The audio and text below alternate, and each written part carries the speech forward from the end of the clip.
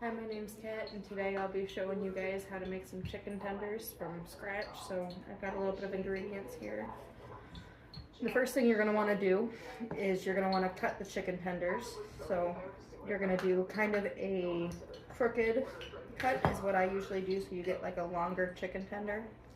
I generally will do about 1 inch to 3/4 of an inch for the thickness of the chicken tender. I used a marinated chicken breast that I got from Kroger because I was like, it gives it just a little bit more flavor, but you can just use a normal chicken breast if you want to at home. For the actual like breading, you're going to need 3 bowls. Your first bowl, you're going to put some flour. I have about a cup of flour here.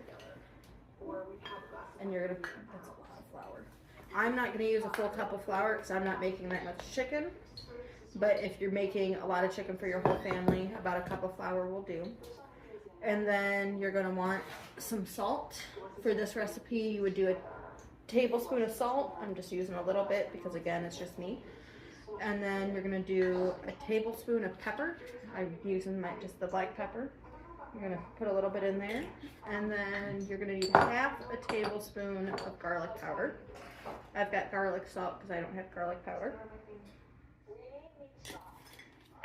And then you're going to need half a tablespoon of your onion powder. And then a tablespoon of paprika. Or no, sorry, a teaspoon. I read that wrong.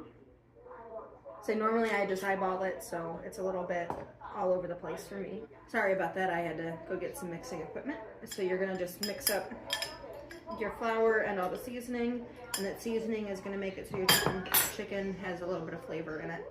Then for your second bowl, it's just going to be an egg. You're going to crack it.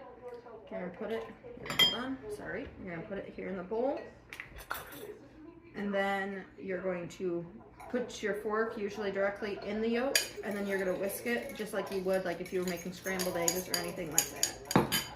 And then for the third bowl, I made it a little bit easier this time, so I'm not having to go crazy and give you a bunch of stuff. You're going to use some panko breadcrumbs. I've got the Parmesan herb.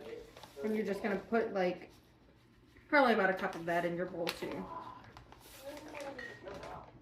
And so that's just going to look like that. You're going to take your chicken tender piece, you're going to dip it in the flour, flip it over so that all edges are coated just like that. You're going to get a little messy, so if you want to use some gloves or anything like that, go for it. After that, you're going to go in and you're going to dip it into the eggs just like that, again, just so it's all nice and coated. And after that, you're going to put it in the panko breadcrumbs and just get it covered up so it'll look something like that when it's done. Now we're going to go to the cooking section. You want to heat your oil up to about 325 degrees and to check to make sure that your oil is, like, either you can use a thermometer or the best way I do it is you just flick a little bit of water and it'll do something like that. A little scary. I'm going to turn mine down a little bit. Alright. Then you're going to take your chicken tender. Don't throw it in there, it'll splash everywhere on you, so you're going to just slightly lay it down.